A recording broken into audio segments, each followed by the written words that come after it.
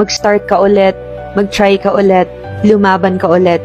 Every day is a new chance. Ang buhay ay hindi pabilisan o paunahan. Ang importante, bumabangon ka sa bawat pagsubok na na-experience mo at baon mo ang mga lessons na natututunan mo. Malayo pa man sa ngayon, pero makakarating ka rin sa mga pangarap mo. All for His glory.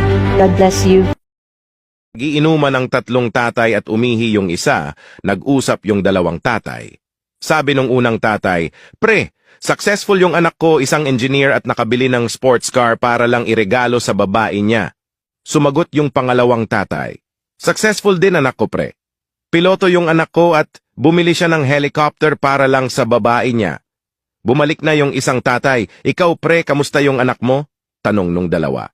Sumagot yung pangatlong tatay, "Naging bakla yung anak ko at nagtatrabaho siya sa isang gay bar." Sabi nung isang tatay,